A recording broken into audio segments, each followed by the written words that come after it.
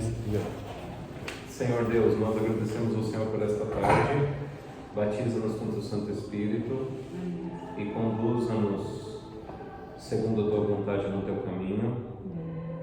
E coloca a tua palavra, Pai, por favor, na nossa mente, no nosso coração, e imprima o teu caráter em nós.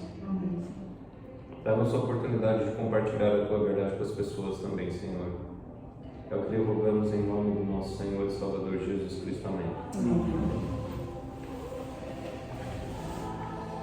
Bom, gente, a gente vai falar de Daniel capítulo 11, capítulo 10 até o capítulo 12. Confesso para vocês que o capítulo 11, principalmente dos versos 1 até o verso 12, mais ou menos, eu não me aprofundei muito, porque é uma questão mais histórica, ali são revelações históricas do grande conflito. Existem historiadores adventistas, não teólogos, historiadores mesmo, que adventistas, historiadores, por exemplo, Mervyn Maxwell, que escreveu Uma Nova Era segundo as Profecias de Daniel. Ele é um professor de história adventista. É o melhor livro, se você quer ver detalhado lá tal, porque ele vai... Uma Nova Era segundo as Profecias de Daniel. É um livro de capa vermelha. E ele escreveu também Uma Nova Era segundo as Profecias de Apocalipse. Algumas pessoas criticam as interpretações que ele deu de Daniel 11 ali e tal, mas eu achei o mais rico assim, né? Ele encontrou Cleópatra aqui, ele encontrou Marco Polo e ele foi desenvolvendo ali a interpretação. O fato é o seguinte, tá? Que o capítulo 11, ele vai discorrer o período persa e o período grego da história, tá? E também um pouco da questão ptolomaica, que é o Egito ali, né? Que é os Ptolomeus e os Seleucidas. Ele vai descrever ali, Antíoco Epifânio está aqui, que é um personagem famoso da história, que é da época dos Macabeus. Mas eu não me aprofundei, falar sinceramente, por questões até doutrinárias. São eventos históricos importantes, mas que para o plano da redenção, quando você estuda Daniel capítulo 2, 7, 8, 9, quando você estuda o 10 e quando você estuda o final do 11 e o 12, é o suficiente, na minha opinião. Já tem bastante material profético, histórico, mas só para você fazer uma ideia que Deus chegou a detalhar a história para Daniel, inclusive do que aconteceria nos impérios ali persas, no Império Grego, no Império no norte da África, antes do Império Romano existir. Em detalhes ali Deus apresenta para ele, mostrando aquele grande conflito entre o bem e o mal. Por que fala dessa época aqui, gente? Porque Israel no mapa está aqui. Então os Seleucidas estão ao norte e os Ptolomeus, eles estão ao sul de Israel. E foram dois governos, dois reis ali, dinastias, que eles guerreavam muito um contra o outro. E como Israel estava no meio do caminho, Israel sofreu demais nesse período. Uma hora, por isso que está descrito aqui, né, os sofrimentos do povo de Deus. Mas os Ptolomeus, ele era do Persa? Não, era do Egito. Tá? Os persas eram os Seleucidas. Né? Da Pérsia veio os gregos, e a parte dos persas ficou na mão da dinastia Seleucida, tá? Do norte. Que é norte. O sul Egito. Sul Egito.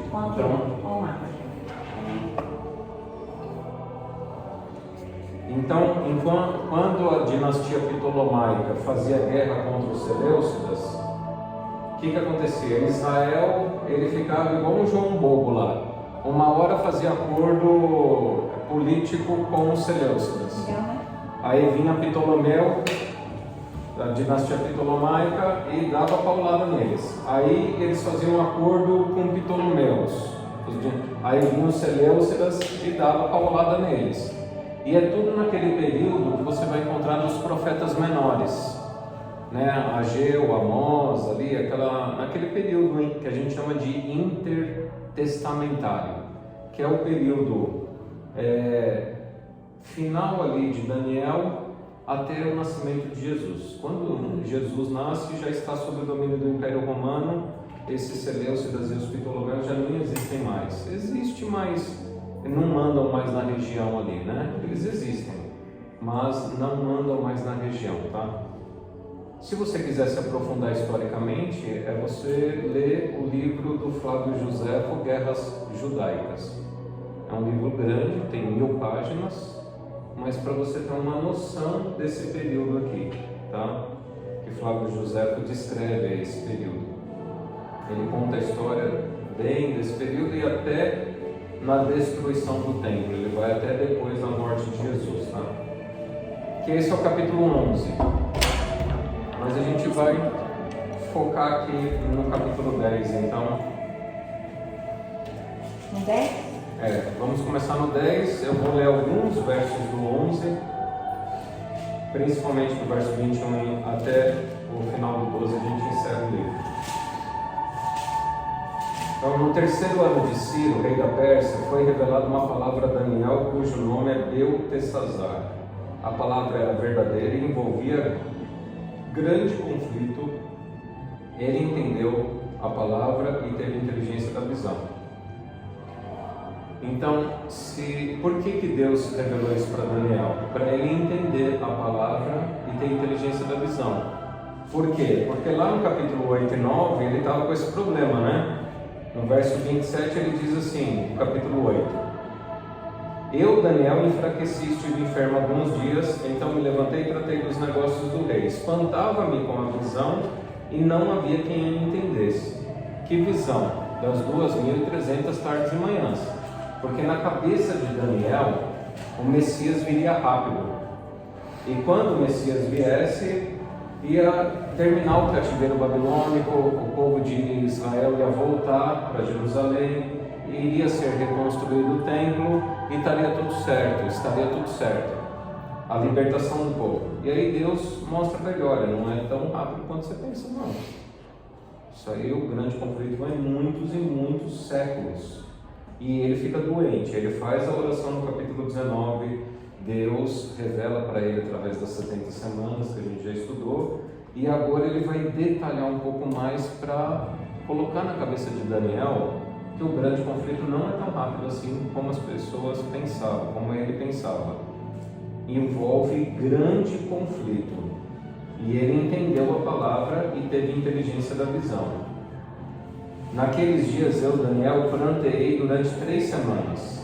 Veja, ele recebe a visão lá. Olha, até a vinda do Messias, Daniel, são 490 anos. São 486 anos e meio até o Messias vir e morrer. Ele chorou e jejuou e orou por 21 dias. Como se ele estivesse entrando em depressão. Porque na cabeça era imediato. Imagina, eu tenho expectativa que Jesus volte na nossa geração.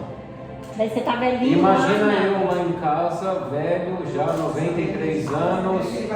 Jesus não veio, o decreto dominical não saiu, e ainda eu recebo uma visita de um anjo e falo: Alexandre, senta aí que eu vou te explicar a visão do grande conflito. Vai levar ainda 400 anos. Você fala: não vou ver. Entendeu? E aí ele entra em depressão, literalmente, e ele planteia, veja, 3 semanas, 21 dias chorando, é depressão. Não comeu. Entendeu? Não bebeu. Nesse caso, tem alguma semelhança, porque agora você falou isso, me chamou a atenção. Tem alguma semelhança com esse sentimento que Daniel teve com a decepção de 1844? Também. Total. Também. E o que eu passei em 2017. Que eu já testemunhei nos sermões aí que eu preguei, né?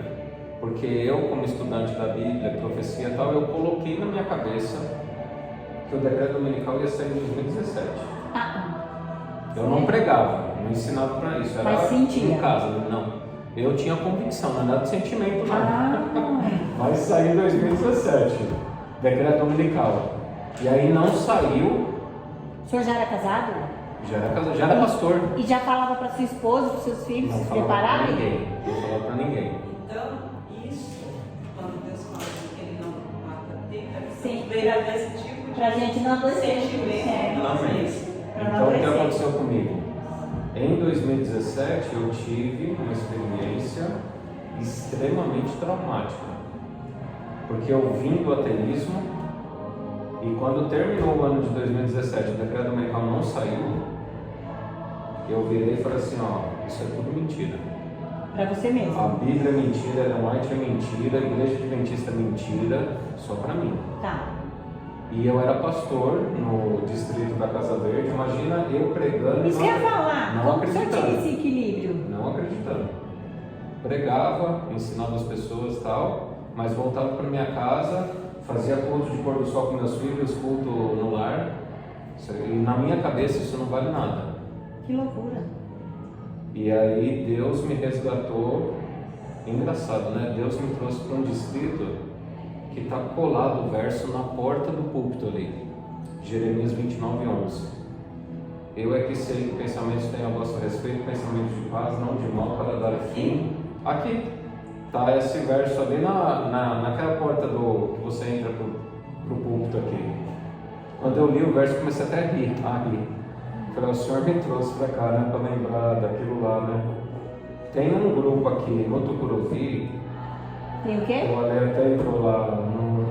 Tem o quê? Tem um grupo aqui no Tucuruvi Ah. no WhatsApp que é cheio de colocar data para a volta de Jesus. Ele estava falando isso para mim. E aí o que acontece? De repente Deus me trouxe aqui até para cuidar desse povo, porque eu tenho cuidado deles. Mas é difícil, viu? Você precisa aprender uma coisa. A nossa fé, o autor e consumador da fé é Jesus Cristo.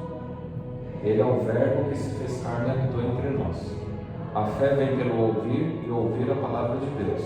Você precisa tomar muito cuidado, que quando você começa a estudar a profecia, e eu falo por experiência própria, você se torna conhecedor da profecia, porque é revelado. Deus... Fica claro. Deus, isso aqui é inteligível, por isso que Ele revelou, dá para entender. Só que aí você deixa de estudar a Bíblia e começa a ver notícia. Geralmente é isso que acontece. Daí com as você pessoas. vai ficar linkando. E aí, em vez de você alicerçar a sua fé na palavra, você começa a alimentar a sua fé pelas notícias. E esse é o golpe de Satanás, que foi o que aconteceu comigo. E como é que o senhor fez? Foi de uma vez para outra que teve o reverso? O senhor começou a acreditar? E quanto Foi tempo durou? literalmente a obra de Deus. Tá, mas quanto Porque eu tempo saí durou? de férias, eu pensei bem institucional. Eu pensei assim, bom, outubro de 2017, não acredito mais em Deus. Eu não vou abandonar a igreja agora em outubro. Vou esperar. As pra- férias estão logo aí. Então eu fiquei como pastor, olha a minha cabeça. Eu vou sair de férias. E quando eu sair de férias, eu vou lá na associação, entrego a carteirinha pastoral e falo que eu não acredito mais em Deus. Ele já tinha programado tudo, mas Já Deus tinha programado conhece, tudo. né? Aí eu saí de férias. Quando eu saí de férias, eu recebi a ligação de um irmão do distrito que eu cuidava. E esse irmão, ele foi diagnosticado com linfoma. E pediu para eu ir lá no Instituto do Câncer fazer uma oração para ele. Agora imagina a minha situação. Sim, não acreditando mais em Deus. Aí o que eu fiz? Eu liguei para um colega pastor meu e falou, ó, vamos junto comigo, você conhece a pessoa, você vai orar lá por ele, eu vou estar junto com você. Não falei nada para ele, para esse colega meu. E aí, esse colega meu foi, a gente estava lá, fiz a visita, fechei meus olhos, o pastor orou, pastor Selma, que já pregou aqui há uns 10 dias, ele orou e curou. Esse senhor saiu do hospital, já estava designado pelos médicos. Eu tenho para mim que Deus tirou ele do A hospital só para logística, mim ele lá, resgatar. exatamente. Pastor, a logística Aí de ele Deus curou. é impressionante. Só que aí eu sou um cara assim... Certo. Matemática. Exato. Certo. Muita razão. Então eu olhei assim, nossa, Deus curou realmente e tal. Aí ele pediu para eu fazer visita na casa dele. Quando eu entro na casa dele, que eu ia lá, eu estava virando um deísta, né? Não um ateu, né? Porque eu falava assim, ó, Senhor, eu estou até conversando com você aqui, mas eu não acredito que o Senhor existe. Não acredito nas profecias e tal. E aí quando eu sentei na casa dele, ele estava na TV Novo Tempo, aí apareceu bem grande na tela. A hora que eu sentei, foi muito sincronizado. Foi eu sentar no sofá, apareceu na tela assim, Jeremias 29:11. De novo. Aí eu li, não, isso aí foi a primeira vez. Ah, tá. Essa foi a primeira. Ah, tá. Aí Jeremias 29:11, bati o olho ali, 2018 no caso, né? Bati o olho, aquilo ali me impactou, porque aí o narrador, né? A voz do narrador lá leu e tal. E aí eu continuei conversando com o Jonas o nome dele. Falei, ele faleceu depois, o câncer voltou e descansou.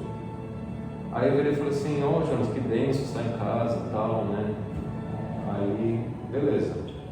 Fui para casa e a gente fazia culto familiar. E eu lá, ajoelhado, eu pedia para meus filhos orar, pedia para minha esposa orar. Nunca orava. Eu não orava. E eles não percebiam nada. Não falava nada. E aí a gente tira a caixinha de promessa. Sim. De novo. E era 2 caixinhas, a gente sempre usa 2. Eu fazia isso com minhas filhas. Nas 2 caixinhas eu tirei Jeremias 29:11.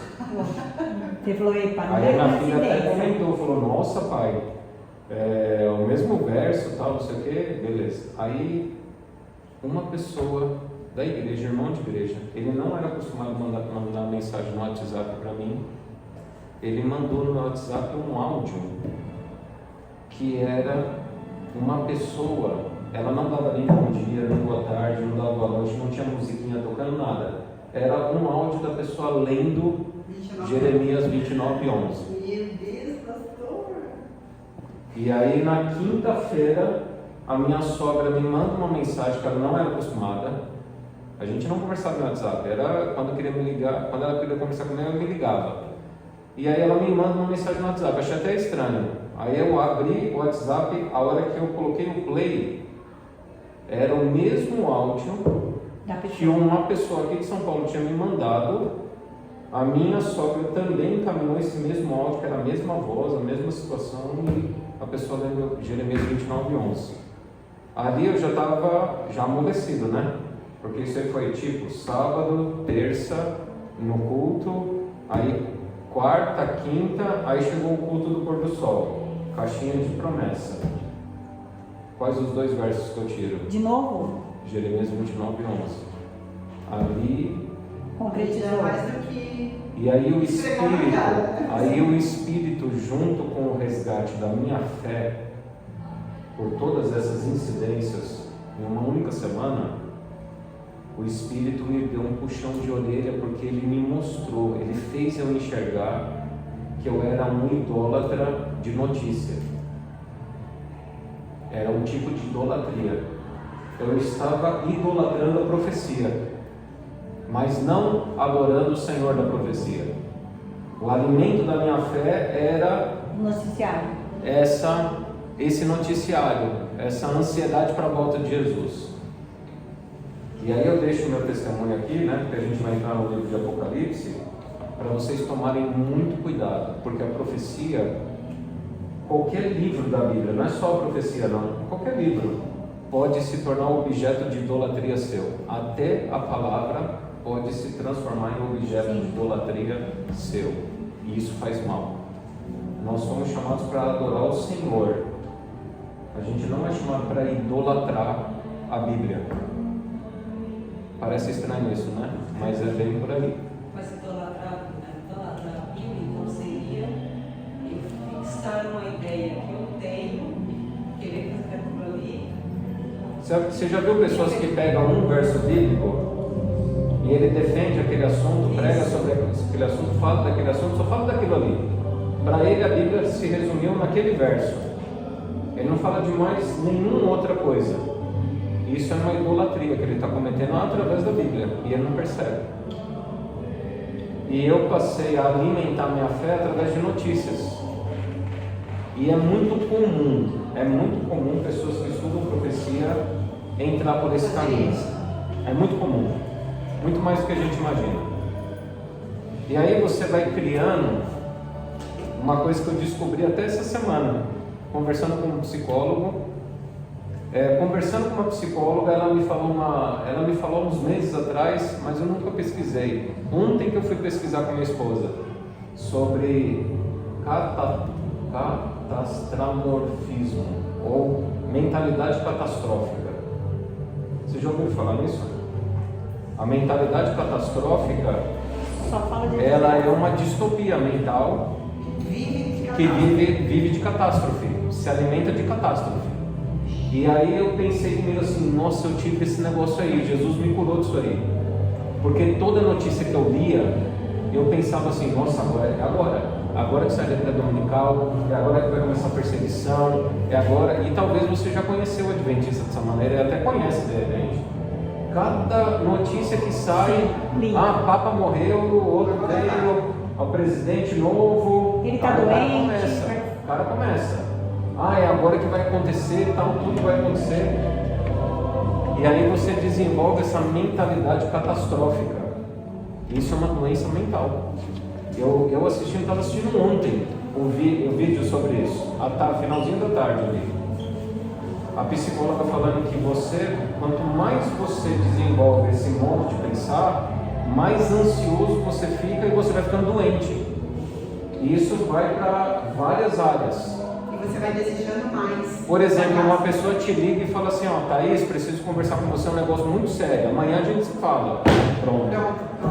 Rapaz, vou morrer, o mundo vai acabar, não sei o quê, e aí você passa por toda uma angústia, aí a pessoa vem e fala assim, não, é que eu queria saber o telefone do seu primo lá, eu quero falar com ele. E você criou todo aquele cenário de fim de mundo. Então, quem estuda profecia, é muito comum, você vê muitos vídeos no YouTube, muitos canais no YouTube nessa vertente, que é aquela discurso catastrófico. E então você tem que tomar muito cuidado, viu? Tá? Daniel é o contrário aqui, porque aqui ele não está lidando com a catástrofe, ele está lidando com uma realidade.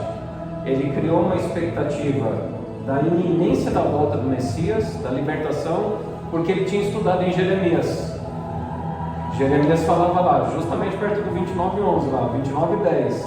Olha, eu determinei 70 anos sobre o cativeiro babilônico. Então, na cabeça de Daniel, entendi. Na cabeça de Daniel, isso não é achismo não, tá? Sim, acabando esse tempo ele voltava, né? Ele escreve aqui, no primeiro ano de Dario, da linhagem dos Médios, o qual foi constituído rei sobre o reino dos caldeus, no primeiro ano, eu, Daniel, entendi pelos livros que o número de anos de que falara o Senhor ao profeta Jeremias, que haviam de durar das assolações de Jerusalém, era 70 anos. Ponto.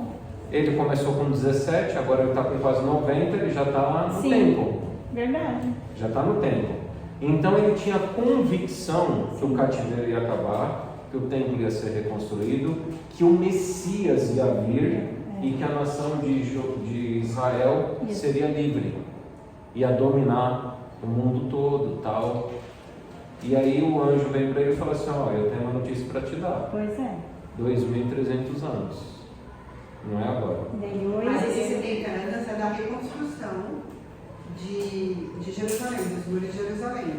A reconstrução de Jerusalém. Não, era tempo de cativeiro. Era tempo de Só cativeiro. não, daí o rei Ciro permitiu. Exato. Porque esses 70 anos Isso, do cativeiro babilônico até a volta do Ciro. Aí, só que na cabeça dele ia se cumprir todas as promessas.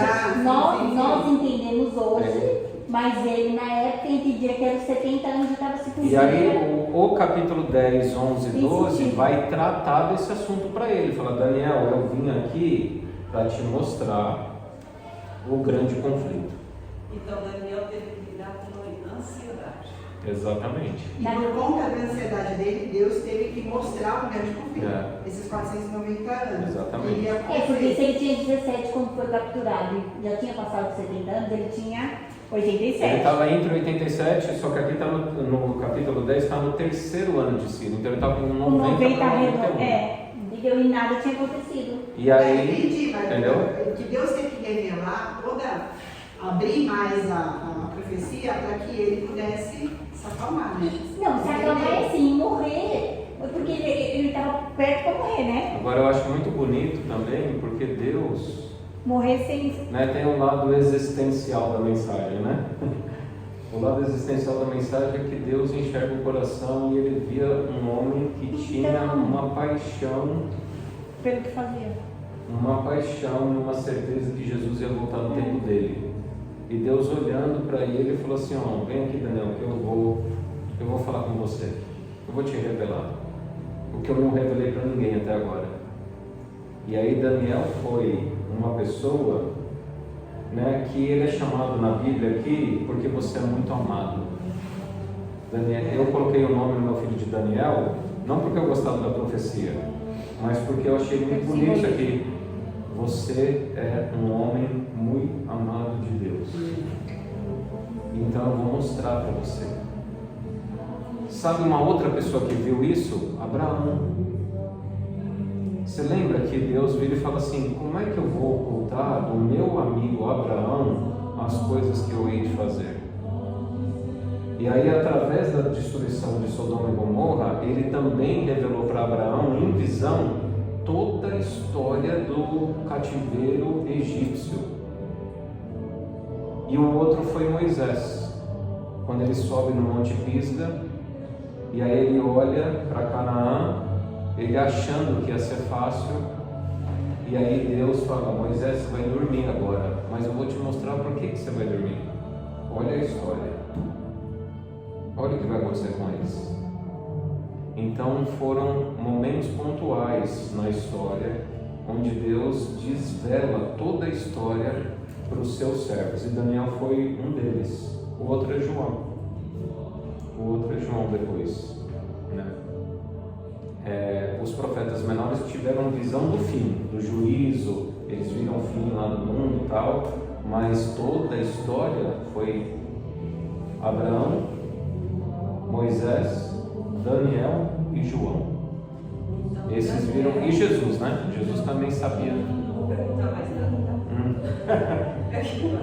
Então, Daniel, a revelação de Daniel foi a misericórdia de Deus para a ansiedade que ele estava vivendo. Eu entendo dessa maneira, tem esse lado existencial de Deus olhar para um homem fiel, reto, justo E que amava, e extremamente ansioso, Ele fala. e ele vai acalmar. E aí, quando ele fala serva ao vivo, que é parte do fim, é porque ele não, dentro dos seus planos, ele não iria, aquela revelação não havia necessidade de ser. Ele não ia entender, né? É isso. E mesmo assim ele não entendeu. Por que ele não entendeu? Porque mesmo Deus revelando, muitas vezes Deus falando com você não quer aceitar. E na cabeça dele, Por causa da expectativa que ele tinha. ele se agarrou a Jeremias 29:10. Não, o Senhor falou que era 70 anos. Como é que agora? Ele estava brigando com Deus. 3 anos de briga, porque a visão de Daniel 8 foi no primeiro ano de Ciro. Aqui no capítulo 10 é no 3º ano. Imagina, 3 anos brigando com Deus. Vai acontecer, Não, vai acontecer. Eu não estou entendendo. O senhor tem que me explicar em mais detalhes. Que história é essa? O senhor quer dizer que o senhor escreve lá em Jeremias que são 70 anos e agora o senhor vem para mim e fala que são 2.300? Não, não aceito isso. E ele está brigando lá com Deus. E aí o anjo vem e fala, Daniel, eu vou te dar. Na E aqui, sinceridade, né? quando ele fala, a palavra era verdadeira e envolvia grande conflito. Ele entendeu a palavra e teve inteligência da visão, é porque agora ele aceita. Ele deixou de lutar, ele estava inconformado com a notícia, mas levou 3 anos para ele aceitar. Só que ainda que ele aceita a visão, tá bom, eu entendi, é um grande conflito. Eu entendi que é muito mais tempo que eu imaginava. Mesmo assim, ele termina falando assim, lá no 12, eu não consigo entender. Ele vira no 12, verso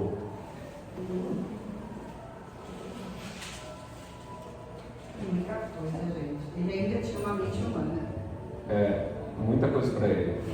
Aí ele vira no 12, verso 8, diz assim: eu ouvi, porém não entendi. Você vê que no início, porque a visão começa no 10, tá? 10, 11, 12 é tudo uma só. Lá no começo o anjo está falando que ele vai entender. Só que mesmo ele ouvindo tudo detalhado, história, os reis que vêm, tal, Pérsia, Grécia, a Pérsia, a Grécia, Roma, ele entende lá que está falando de reinos. Aí ele vira no final e fala assim: eu ouvi, porém não entendi. Então eu disse: meu Senhor, qual será o fim destas coisas? Quando que isso vai acabar? Então, ele me respondeu: vai, Daniel, porque essas palavras estão encerradas e seladas até o tempo do fim. E aí ele vira no verso 13 e fala: tu, porém, segue o teu caminho até o fim, pois descansarás e ao fim dos dias te levantarás para receber tua herança. Então, aonde que está a nossa segurança e esperança? Onde que a nossa fé é fortalecida? Na certeza da ressurreição e da vida eterna. Eu me preocupo muito com esses grupos de estudo profético quando eles querem ficar determinando detalhes da história. Quando quer ficar achando, nós estamos quase nos 6 mil, não sei se vocês sabem, né? Há uma teoria que o pessoal ventila aí, que quando completar 6 mil anos de história na Terra, Jesus volta. É até possível essa, porque a Terra vai descansar 1000 anos. A cada 6 anos, o 7º era de descanso. Como a Terra está sob maldição, maldita é a Terra por tua causa, e o povo não obedece à lei de Deus, eu até acredito que os 1000 anos é por causa de 6 mil anos de história. Só tem um pequenino detalhe aí. Não dá para você saber que ano nós estamos. Isso que eu ia falar agora, que ano que nós estamos, Não dá, ninguém consegue falar isso aí. Os judeus falam que está no ano 7.780 e pouco. Mas isso é uma contagem aproximada, não é uma contagem exata. Não dá para saber que ano estamos. Tá? Então, se vai fechar 6 mil anos de história e ele volta, isso é um tempo que não compete a gente saber. O que tem que fortalecer a nossa fé? Daniel capítulo 2, verso 28. Há um Deus no céu que revela os mistérios e fez saber a você o que vai acontecer no fim dos dias. E aí 12 termina com o quê? Você vai ressuscitar. Se você morrer, você vai ressuscitar. Fique em paz, você não precisa entender nem a morte. E ele fala: vai, Daniel, fica tranquilo, tá? E aí, então, no capítulo 10, ele vai falando então dessa inconformidade dele. Pranteou 3 semanas, 21 dias. Manjar desejado não comi, nem carne, nem vinho entraram na minha boca, nem ungi com óleo algum, até que passaram 3 semanas inteiras. Olha só, se não é um processo depressivo profundo aqui. Ele deixou de tomar banho, ele deixou de comer, com certeza ele só chorava. Nem dormia. Ele só chorava. 3 semanas inteiras, 21 dias ele ficou.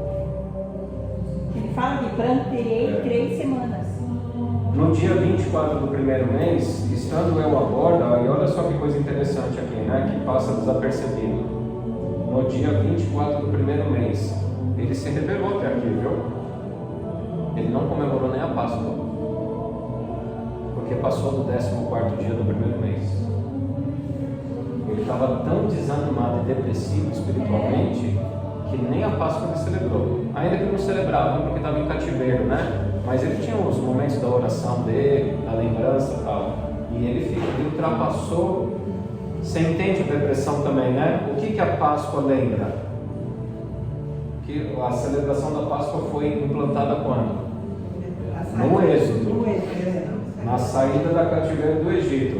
E ele está sob o quê? Cativeiro babilônico. Ele já saiu? Não. Eu vou comemorar o que, Senhor? Vou comemorar o quê? Então é aí que ele chora. Então, por que vem esse choro dele? Vem o choro na perspectiva que se começa mais um ano sob cativeiro e o êxodo babilônico ainda não aconteceu. Então ele entra numa depressão espiritual profunda e há um resgate que Deus vai fazer dele agora. Vai fazer um resgate. Isso é importante a gente perceber essas nuances do texto, porque a gente romantiza muito os autores bíblicos, tipo, nossa, são super-heróis, não passaram em nenhum momento de fraqueza, de dúvida, de questionamento. Então é normal, na nossa jornada espiritual, é normal acontecer algumas vezes questionamentos. Agora, se você está mesmo questionando Deus, mesmo colocando dúvidas, mas com o objetivo de querer conhecer a verdade, de querer saber mais da verdade, mas não é aquele questionamento afrontador, porque tem algumas pessoas que questionam a Bíblia porque querem conhecer a Bíblia, outros questionam no sentido de afrontar, né? Presunção. Esse não era a questão dele, ele acreditava no Senhor, ele cria nele, só que ele estava num momento muito para baixo aqui. E aí Deus vai resgatar ele. E a resgate vem através da profecia, né? Levantei os olhos e eis um homem vestido de linho, cujos ombros estavam cingidos de ouro puro de ufaz. O seu corpo era como berilo, o seu rosto como relâmpago, os seus olhos como tochas de fogo. Os seus braços e os seus pés brilhavam como bronze polido, e a voz das suas palavras era como estrondo de muita gente. Só eu, Daniel, tive aquela visão. Os homens que estavam comigo nada viram. Não obstante, caiu sobre eles grande temor e fugiram e se esconderam. Fiquei, pois, eu só e contemplei esta grande visão e não restou força em mim. O meu rosto mudou de cor e se desfigurou. Não retive força alguma. Contudo, ouvi a voz das suas palavras e ouvindo-a caí sem sentidos, rosto em terra. Então, por esses textos aqui, você percebe que ele está falando diretamente com Jesus. O Messias que ele tanto esperava. O Messias se apresentou para ele. Daniel, eu vim aqui mostrar, e ele vem glorificado, mostrando um resgate de fé mesmo. Olha, eu estou aqui ainda, e eu sou poderoso. E está mostrando a glória dele ali, né? Não a glória 100%, senão ele seria fulminado.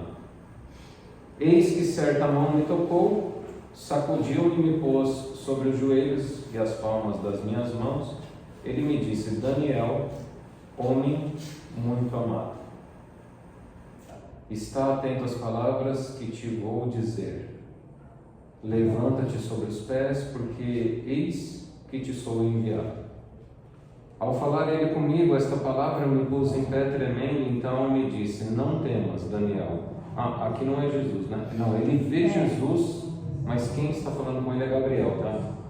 Então me disse: não temas, Daniel, porque desde o princípio do primeiro dia em que aplicaste o coração a compreender e a humilhar-te perante o teu Deus, foram ouvidas as tuas palavras, e por causa das tuas palavras é que eu vim. Veja como o céu está ligado com a terra, gente. Quando a gente fica muito depressivo, triste, desapontado e tal, veja, meu testemunho, né? Então, testemunho negativo. Eu parei de orar. Eu não deveria ter parado. Eu parei de orar. Eu comecei a terceirizar para as pessoas orarem. Meus filhos oraram, minha esposa orou, a igreja orava, mas eu particularmente não orava. E mesmo Daniel com todas as suas dúvidas e não compreendendo as profecias, ele foi um homem reto porque ele não desistiu de orar. Mesmo não aceitando, não compreendendo, não entendendo, ele continuou orando. E veja como a oração, como a terra e o céu estão realmente ligados. Deus não está distante, sabe? Ele não é indiferente ao nosso sofrimento. Por causa das tuas palavras é que eu vim. E aí ele até justifica a demora, porque houve um atraso aí, né? Mas o príncipe do reino da Pérsia me resistiu por 21 dias. Porém Miguel, um dos primeiros príncipes, veio para ajudar-me a obter vitória sobre os reis da Pérsia. Eu já falei sobre Miguel no estudo no encontro passado, só reafirmando aqui, Miguel é Jesus Cristo, tá? E nós somos quase que únicos no meio evangélico, cristão, católico, que crê nisso, tá? E a nossa crença, ela não é à toa, tá? Porque Miguel, ele sempre aparece em momentos decisivos da história do povo de Deus. Esse é o ponto 1. Segundo, Miguel, ele sempre vai confrontar Satanás. É um momento de guerra. É um momento de guerra, e não é qualquer momento da guerra, é o momento do clímax, daquela batalha. São batalhas, né? E no clímax, ele sempre se apresenta como Miguel, afrontando diretamente Satanás. E outra coisa, ele sempre vem para resolver. Quando o negócio está todo enrolado, o grande conflito está ali paralisado, quando Miguel se apresenta, o negócio resolve imediatamente. Tá? E no capítulo 12 é muito forte de Daniel, porque Miguel está ligado à ressurreição. E esse é o principal argumento, tá? Nesse tempo se levantará Miguel, o grande príncipe, o defensor dos filhos do teu povo, e haverá tempo de angústia como nunca houve desde que houve nação até aquele tempo. Mas naquele tempo será salvo o teu povo, todo aquele que for achado escrito no livro. Muitos dos que dormem no pó da terra ressuscitarão. Então Miguel ele entra em cena para concluir o grande conflito, finalizar, apresentar a salvação e ressuscitar pessoas. Então não tem como, só pode ser Jesus Cristo, tá? E o que quer dizer arcanjo na Bíblia, então? Arcanjo é o tem um arqui-inimigo, né? O arqui é o rei, é o principal. Arcanjo é o principal dos anjos. Então por isso que ele é o arcanjo, é um só, é o líder, né? Eu entendo assim, tá? E agora é uma suposição teológica, tá? Isso aí cabe discussão. O que eu entendo? Era o Pai, o Filho e o Espírito Santo lá no começo. Criou-se os anjos já sabendo do grande conflito que iria acontecer. Jesus, ele assume sendo Deus, ele já se humilhou lá no começo, porque quando ele vai conversar com Satanás. Mas isso você está falando no céu. No céu. Os outros mundos então não tinham sido criados. Tinham. Então no céu não tinha anjos.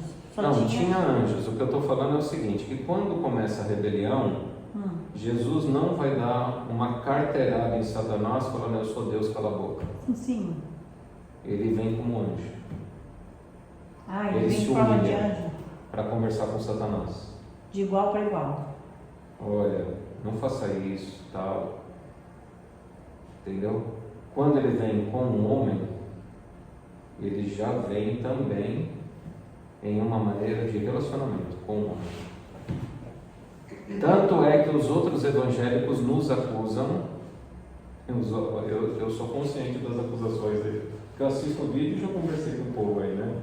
Eles nos acusam que a gente fala da encarnação antes da encarnação, por entender dessa maneira, que Jesus ele vai... Veio como homem.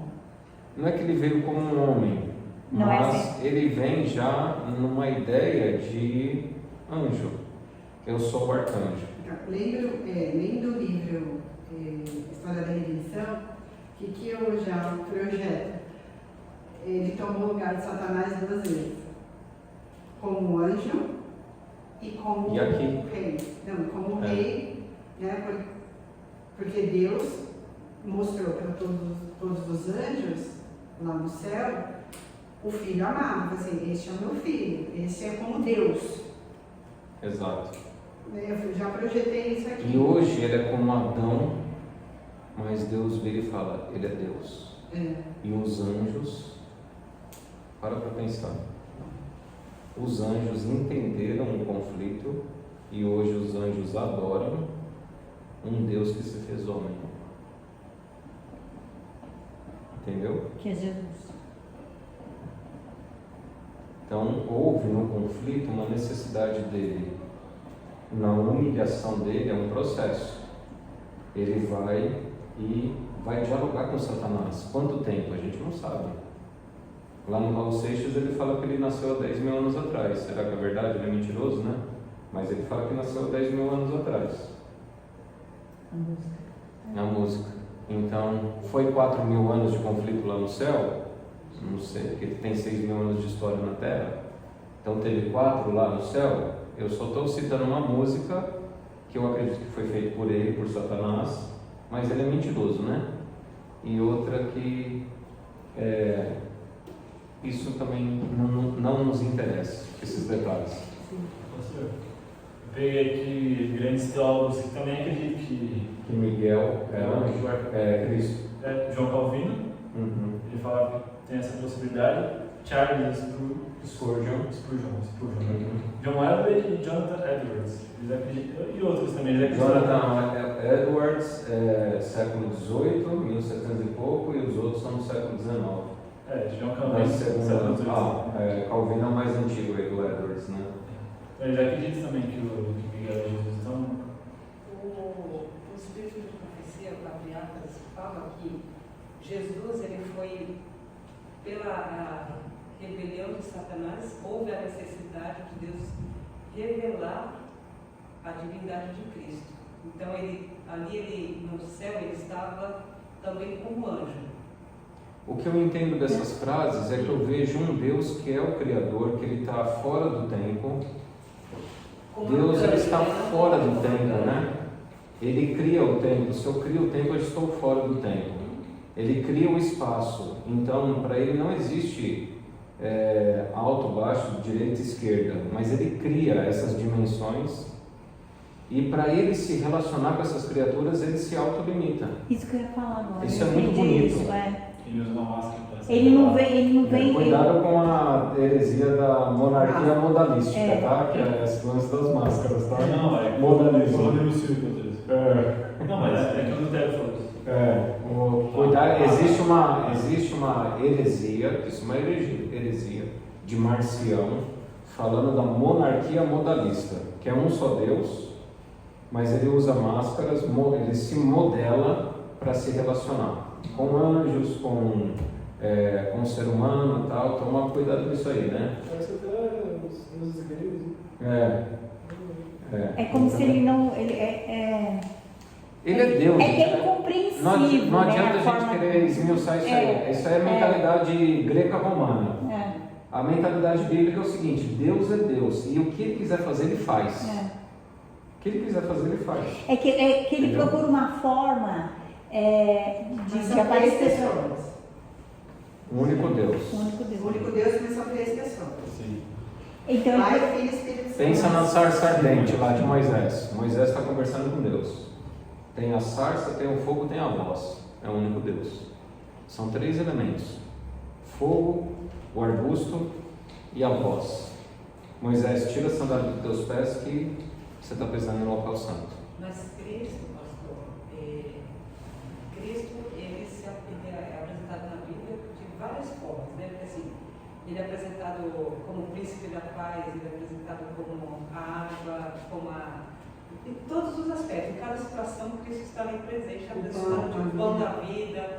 Então, nesse sentido, quando ele é apresentado como arcanjo, quando ele se apresenta como arcanjo, O que eu penso assim, ó, ele é Deus, então na história do grande conflito entre o bem e o mal, no momento necessário ele se apresenta à a necessidade. necessidade, né? Então, então. é isso mesmo. Então, para Daniel, como é que ele aparece? Ele aparece como um homem vestido de linho, ele é o sacerdote.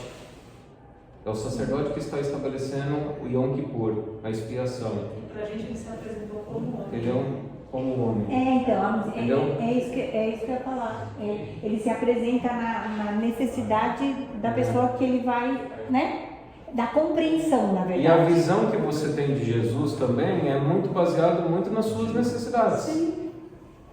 Eu vi um testemunho uma vez de um pregador falando que quando ele era pequeno, na roça lá, veio uma vaca que correu atrás dele. Ele achava que era. E aí ele saiu correndo lá tal e pulou a cerca lá tal. E ele falou que a vaca estourou as cercas lá, ele contando a história, e falou assim que de repente a vaca parou. E ela foi para cima dele. E aquilo ali marcou tanto ele que ele fala assim que ele sabe que Jesus é o protetor dele. Então ele falou muito assim, né? Eu falei, olha que interessante, né? Foi uma experiência lá na infância dele, que para ele, qual que é a maior assim, quando ele pensa em Deus, o que ele enxerga? Lembra da É o protetor.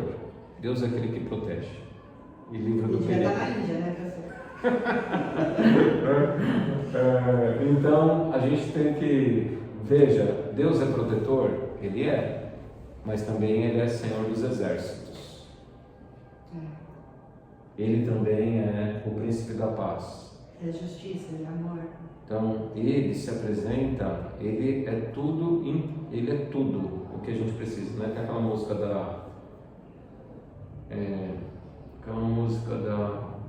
não é Aline Barros, é uma cantora adventista, esqueci o nome dela, já veio na minha mente, que é muito bonita a música. Fala que Ele é o pão da vida, Ele é a água da vida.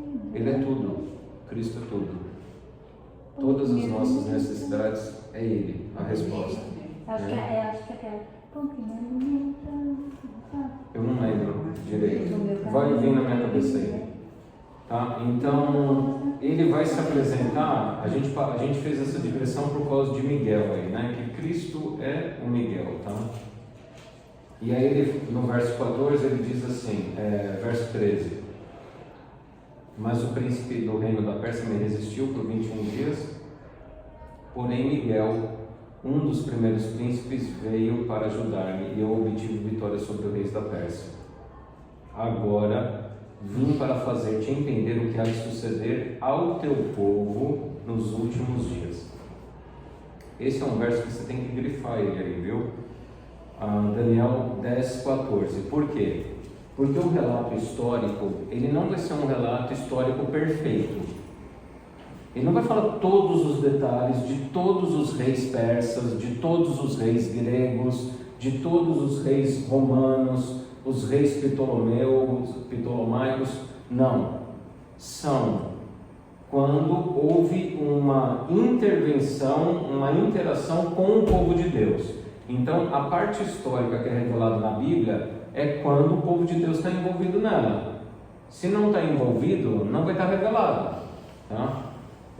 Lembre-se sempre disso. A Bíblia não é um livro de história. A Bíblia é um livro do grande conflito entre o bem e o mal, que tem a relação com o povo de Deus. Tá? Entender o que há de suceder ao teu povo nos últimos dias. Porque a visão se refere a dias ainda distantes. Veja a ênfase, né? Desde o começo está falando que é para o tempo do fim. Desde o capítulo 2. Daniel, eu estou falando algo que é para dias distantes. Ao falar ele comigo estas palavras, dirigi o olhar para a terra e calei. Você vê que ele fica triste. Porque ele quer o quê? Ele quer, eu estou no verso 15 do capítulo 10. Você vê que ele quer o quê? Imediatismo. Ele quer, eu quero resolução para hoje. Agora você vem falar de novo para mim que é para dias distantes. Agora ele abaixa a cabeça e se cala. Tá? Não é dado no barco? Oi? É essa aqui, ó. Essa letra aqui, ó. Da Libanos, ó. Não é não. Já eu lembro. Não é cantora adventista. Ele é a voz do deserto, a água da vida. Não é essa? Não. Já eu lembro. Ao falar ele comigo estas palavras, dirigi o olhar para a terra e calei. E eis que uma como semelhança dos filhos dos homens me tocou nos lábios. Então, não, né? Veja que anjo ele tem corpo, né? Então passei a falar e disse àquele que estava diante de mim: meu Senhor, por causa da visão me sobrevieram dores. Você falou isso pro... Está conversando com o anjo. No meu Senhor? Meu Senhor. Por Mas causa meu da Senhor visão. como forma de respeito, né? Não meu Senhor como forma de adoração. Aqui ele está usando um Adonai, né? Meu Senhor. Ué. Mas Não não pode ser um nome, então. Quer dizer, o S não tá...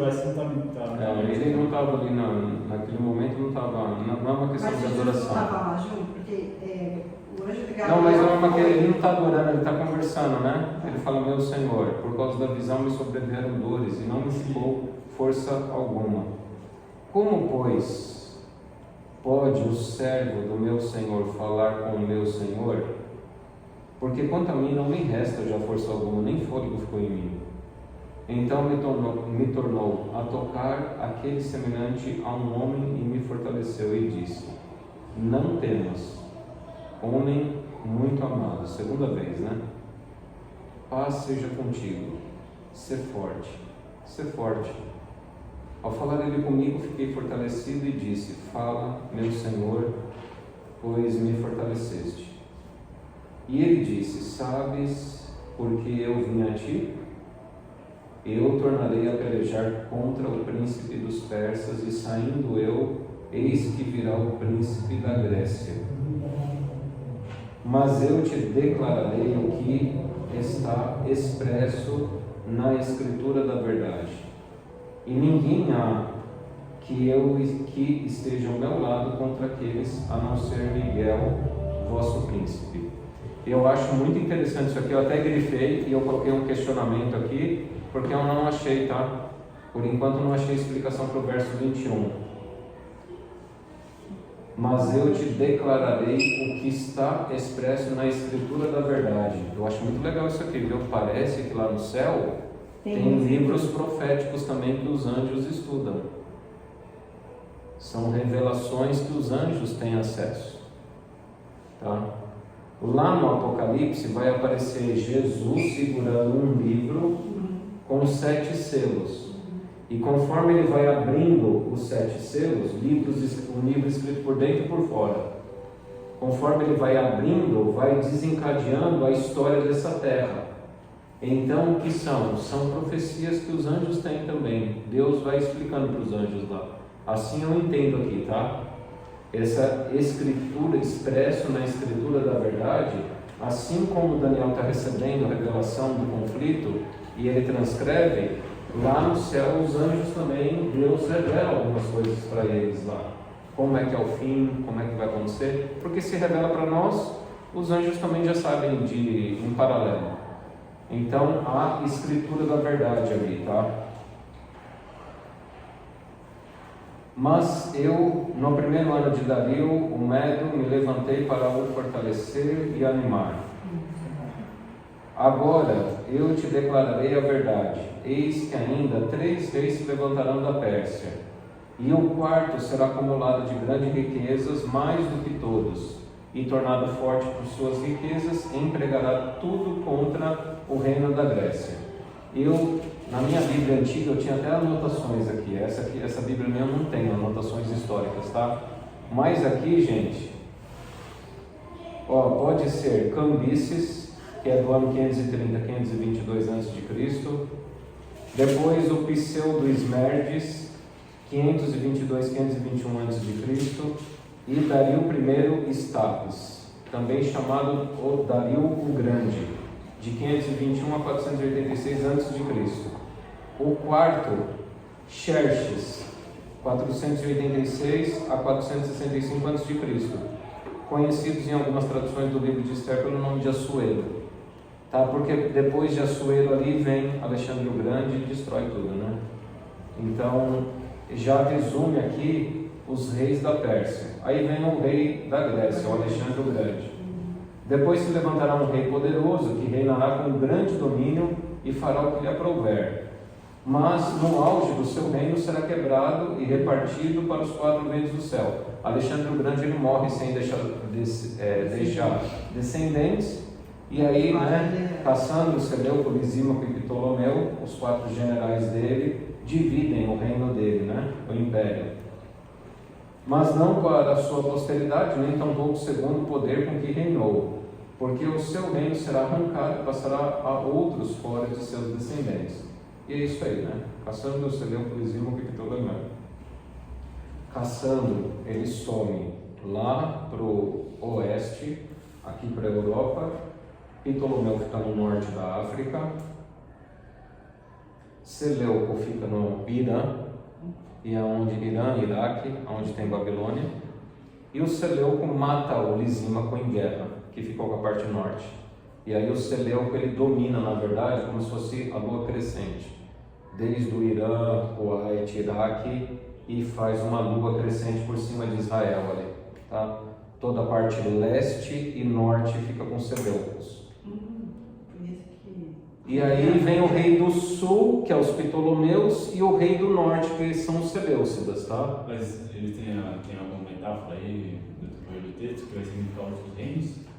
O rei do sul... o rei Só vai falar rei do sul e norte agora. que são exatamente os Ptolomeus. Os Os Ptolomeus é sul, Daquela e os Seleucidas é o norte, Sim. tá? Capítulo 11 vai falar deles. Vai falar deles. Então não tem... Então o rei do sul será forte, como também um de seus príncipes. Este será mais forte do que ele, reinará, e será grande o seu domínio. Mas, ao cabo de anos, eles se aliarão um com o outro. A filha do rei do sul casará com o rei do norte. Realmente aconteceu isso na história, tá? Teve uma época que os Seleucidas começaram a querer casar com os Ptolomeus ali, para tentar fazer um único reino. Mas não deu certo isso aí, tá? Para estabelecer a concórdia. Ela, porém, não conservará a força no seu braço, e ele não permanecerá nem o seu braço, porque ela será entregue, e bem assim os que a trouxeram, e seu pai, e o que a tomou por sua naqueles tempos. Mas, de um renovo da linhagem dela, um se levantará em seu lugar e avançará contra o exército do rei do norte, e entrará na sua fortaleza e agirá contra eles, e prevalecerá. Também aos seus deuses, com a multidão das suas imagens fundidas, com os seus objetos preciosos, de prata e de ouro, levará como desposo para o Egito. Para alguns anos ele deixará em paz o rei do norte. E aí é esse conflito, tá? Entre Seleucidas e Ptolomeus aí, tá? E aí... Não é nada do tempo do Mas filho. Não, isso aqui é antes do Império Romano ainda, tá? Esse é um conflito, digamos assim, um conflito minoritário, porque não está nem na estátua, né? Não está designado na estátua. Está no capítulo 7. Sim, mas não Capítulo 8. na estátua, entendeu? Entre Grécia, na estátua vem Grécia e Roma. Não está falando do conflito Dos do reino. persas, Grécia e Roma, no período grego, entre os gregos e os romanos. Isso. Porque qual que é a ideia? Na profecia hebraica, é um efeito que a gente chama efeito mola. Então, assim, o capítulo 2 falou só por cima dos 4, mas não deu detalhes. Olha, vai ser 4, depois do quarto vai dividir, vai ter os reinos da Europa. Aí ele volta. A mola esticou até um período de tempo, só que quando essa mola estica, imagina assim uma ilustração, né? Eu estou com uma mola aqui, eu estico ela até aqui na história, do ponto de partida ela vem um pouquinho, mas ela não vai chegar até aqui. Ela vem um pouquinho, essa mola volta. Agora Deus vai dar um pouco mais de detalhe, e aí ele avança um pouquinho mais. Essa mola vem, ele volta. É meio que uma repetição. Já disse algumas coisas para vocês no ano passado. Agora eu vou dizer um pouco mais e com mais detalhe daquilo que eu já disse. Aí na outra profecia, na seguinte, eu vou dizer um pouco mais para vocês e eu vou detalhar um pouco mais. E assim, quando chega no capítulo 10, ele está detalhando, capítulo 10 e 11, ele está detalhando o que ele falou por cima no capítulo 8. Porque ele fala assim, olha, no dia que os prevaricadores, aqui só para vocês entenderem, ele diz assim, capítulo 8, verso 21 e 22. Mas o bode peludo é o rei da Grécia, o chifre grande entre os olhos é o primeiro rei. O ter sido quebrado, levantando-se 4 em lugar dele, significa 4 reinos que se levantarão deste povo. Mas não com força igual a que ele tinha. Mas no fim do seu reinado, quando os prevaricadores acabarem, levantar-se-á um rei de feroz catadura, especialista em brigas. Do verso 22 para o 23, gente, ele dá um pulo na história de quase 200, 300 anos. Aqui ele não detalhou. Aí, aonde que ele vai detalhar isso? No capítulo 10 e 11. Ele vai falar desses prevaricadores. Quando esses prevaricadores acabarem, vai surgir o anticristo. Entendeu? E aí o capítulo 10 e 11 vai falar desse tempo, dos prevaricadores. E aí então, vou dar um pulo aqui direto, tá? Para a gente não ficar muito no capítulo 11, no verso 21, que diz assim, No 21 do 11 ainda? 11, 21. Depois se levantará em seu lugar um homem vil, ao qual não tinham dado a dignidade real, mas ele virá caladamente e tomará o reino com intrigas. Veja que tem sempre links que levam lá para trás. Então, com intrigas no verso 21, no capítulo 8, verso 23, diz assim: mas no fim do seu reinado, quando os prevaricadores acabarem, levantar-se-á um rei de feroz catadura, especialista em intrigas. Percebe que vinculou? Quem será esse? Aí os evangélicos, eles colocam aqui como Antíoco Epifânio, esse cara aqui. Mas não pode ser Antíoco Epifânio, por quê? Porque só dele ter usado aqui e tomará o reino com intrigas, ele está vinculando a Daniel 8:23, e Daniel 8:23 já está falando do período romano, não é mais do período Seleucida, nem do período persa, nem do grego, tá? E qual é o argumento que eles usam para falar que seja? Eles vão construindo, seguindo a história aqui, e acabam falando, é porque Antíoco Epifânio é no período de Macabeus ali, que é muito famoso, que ele foi, invadiu templos, sacrificou porcos no templo, profanou o templo e tal. Então é esse o argumento aqui, porque ele fala o seguinte, ó: as forças inundantes serão arrasadas de diante dele, serão quebrantadas, como também o príncipe da aliança. Mas perceba, ó, aqui está falando que atinge até o príncipe da aliança. Quem que é o príncipe da aliança? Jesus Cristo. Jesus Cristo é morto sob o Império Romano. Não tem como ser Antíoco Epifânio. Antíoco Epifânio, só para vocês entenderem, é 160 anos antes de Jesus, tá? Então não tem como encaixar Antíoco Epifânio aqui, como os evangélicos aí, dispensacionalistas fazem, tá? Pastor, só uma dúvida. Você fala o rei do norte e o rei do sul? O norte você falou persa, são os persas. O rei do norte é o território dos persas, mas são os seleucidas. Sim, mas são todos os gregos? Os seleucidas são depois de Alexandre o Grande, que é o Império Helenístico. Não, sim, mas período helenístico. São gregos, né? São gregos. Os dois reinos são Cultura gregos. helenística. Os dois reinos, norte e sul, são Norte e gregos. sul. Tudo Os cultura. Ptolomeus também são Ptolomeus é porque Alexandre o Grande. Os quatro generais eram Ptolomeu, né? Uma Isso. região do Egito? É que Alexandre o Grande tomou todo esse território. Tecnicamente, na história, a gente vai chamar de período helenístico. Ah, tá. Só cultural. Tá? Cultural. Né? Que é o período que falava grego, né? Uhum. Grego e os dialetos locais ali, né? Que no caso aqui é aramaico, né? Então, veja, aqui no verso 22 já fala que esse poder vai se engrandecer até o príncipe da aliança. Apesar da aliança com ele, usará de engano, subirá e se tornará forte como pouca gente. Virá também caladamente aos lugares mais férteis da província e fará que nunca fizeram seus pais, nem os pais de seus pais. Repartirá entre eles a presa, os despojos, os bens, maquinará os seus projetos contra as fortalezas, mas por certo tempo. Tá? E aí, gente, vamos dar mais um pulo aqui, porque vai ficar falando em detalhes. Tá?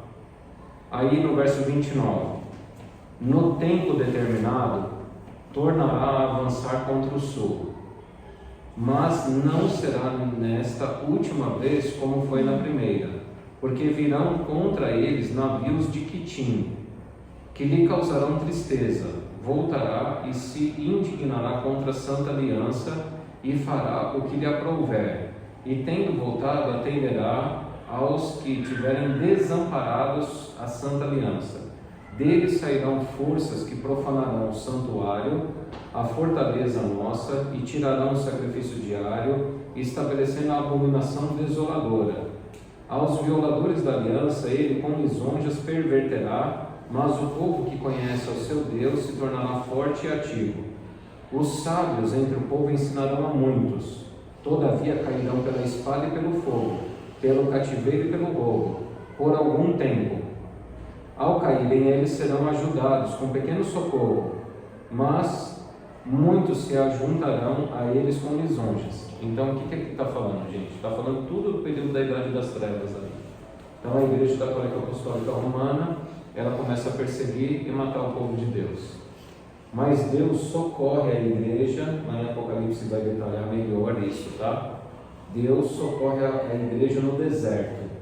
A Igreja vai para o deserto e sobrevive ali, tá? No período dos morávios, no período dos valdenses e daquele povo que se escondia. A Igreja Católica, ela começa a fazer aliança com reis, estabelecendo o seu poder, tá? E aí vai ser ajudado com um pequeno socorro. Por quê? Porque Napoleão Bonaparte vai prender o Papa Pio VI e vai encerrar esse processo de inquisição, de toda aquela perseguição, tá? Mas muitos se ajuntarão a eles com lisonjas. Então, depois da Revolução Francesa, nasce o mundo moderno. Com o mundo moderno, vem a pós-reforma protestante, escolasticismo, e a filosofia entra dentro da igreja. E aí, com lisonjas ali, vai voltar esse restabelecimento de poder, tá? Ao caírem eles, serão ajudados com pequeno socorro. Tá? Verso 35. Alguns dos sábios cairão para serem provados, purificados e embranquecidos, até o tempo do fim, porque se dará ainda no tempo determinado. Então, é toda a parte de perseguição e morte que transcorreu ali durante a Idade Média, Idade Moderna, início dela, tá?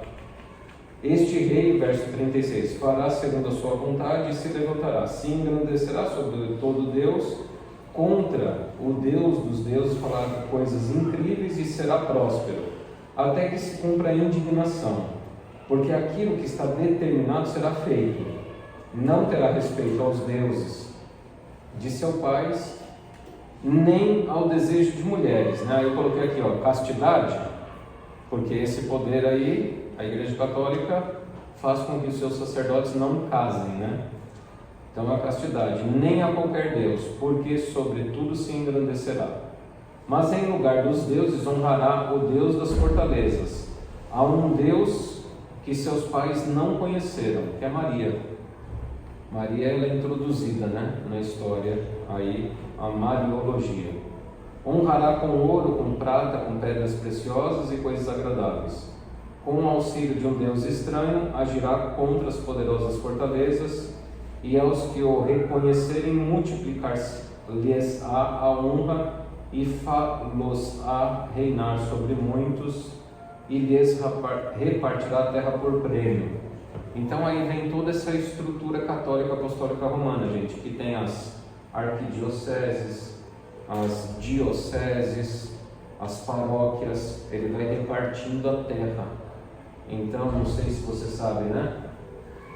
É até uma matéria para o Diego falar para a gente aí, a respeito daquele pacto que foi assinado entre Brasil e Vaticano, na época do primeiro mandato do Lula, que é um acordo internacional, já foi assinado entre 110 países. Eu li na época lá um pouquinho sobre isso, o que eu entendi lá é que o Estado do Vaticano ele tem direito de propriedade sobre as terras de vários países. Então, onde você vê uma paróquia hoje, uma igreja, é tipo, entre aspas, uma aproximação de ideia, como se fosse uma embaixada. Mais ou menos isso. Então, cada igreja, na verdade, não é mais território brasileiro, é território do Estado do Vaticano. Mais ou menos isso a ideia, tá? Mas aí tem que ler. Ele vai repartindo a terra e ele vai dividindo ela, né? Para reinar. Pastor, está falando aqui que tudo que esses acontecimentos que você falou, né, do anticristo, depois do Reino do Sul e do Norte. Depois.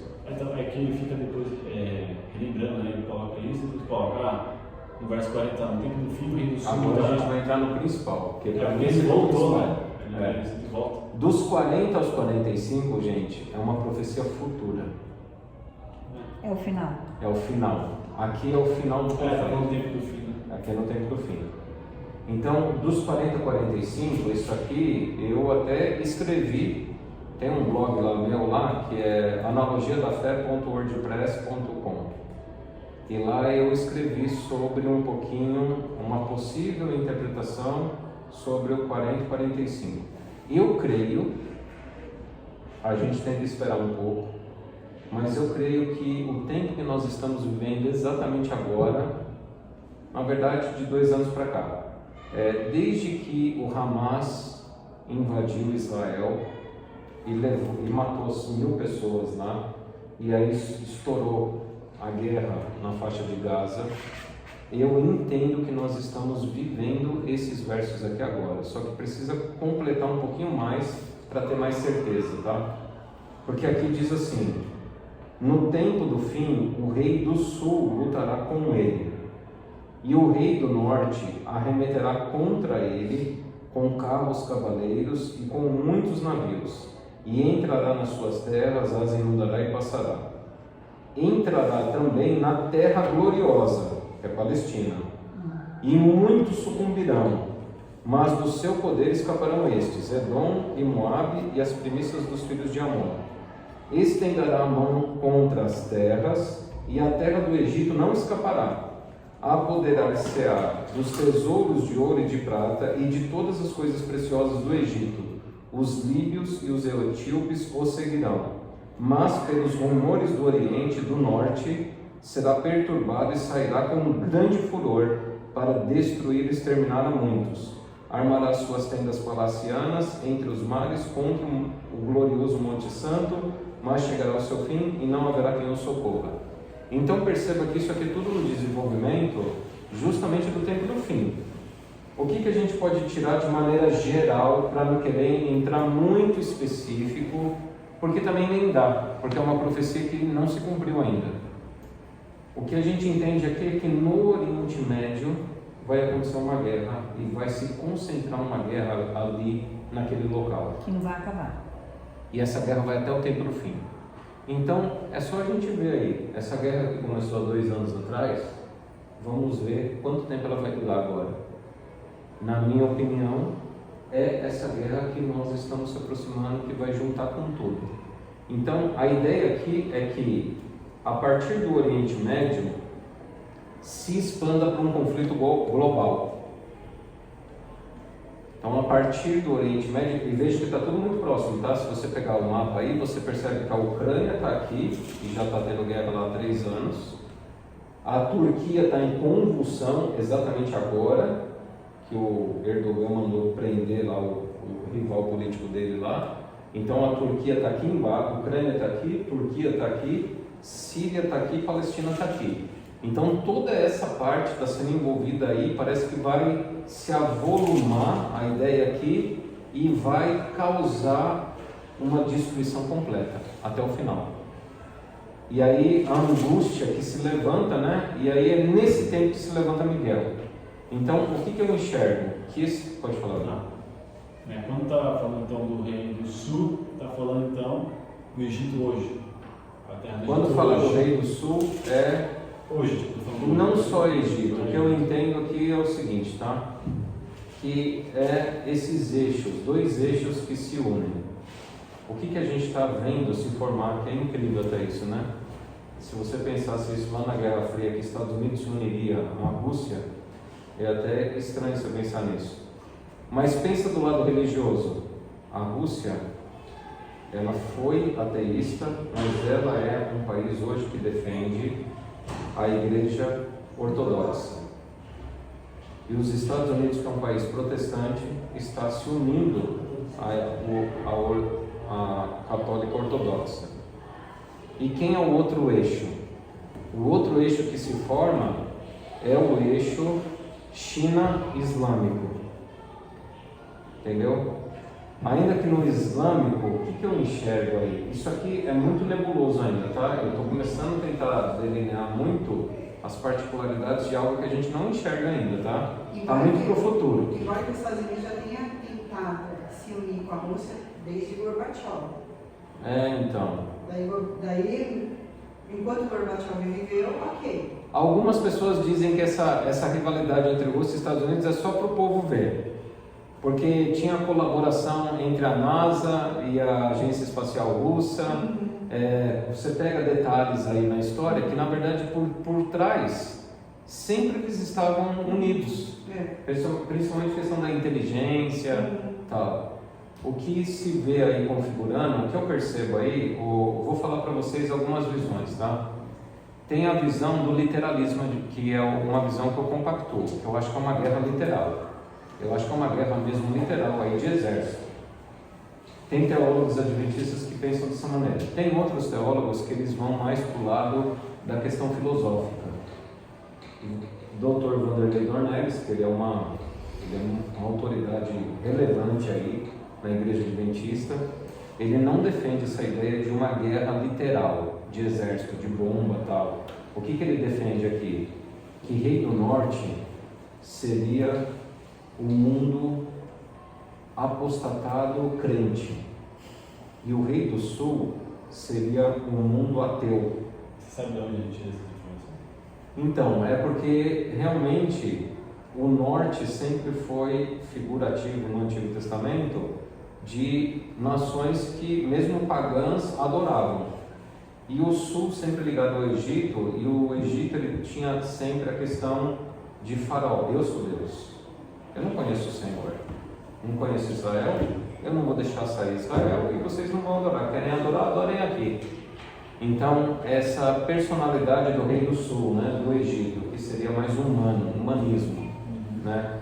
Então há essa defesa. É uma possibilidade, é profecia ainda não cumprida, tá, gente? Tem que esperar as coisas acontecerem, tá?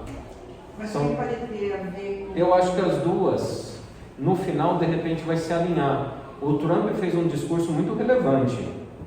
Ele falou umas frases, né? E aí analisaram as frases dele. Que, na verdade, agora, ele não interessa se no passado eram inimigos ou não. O que ele quer saber é se estão alinhados do jeito que ele pensa. Olha só a frase dele. Então, o que ele pensa?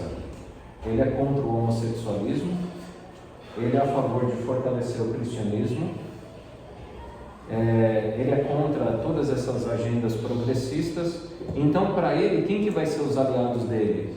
Não interessa. Se a China defender as mesmas pautas, se a China for contra o homossexualismo, toda essa agenda progressista, vai ser nosso aliado.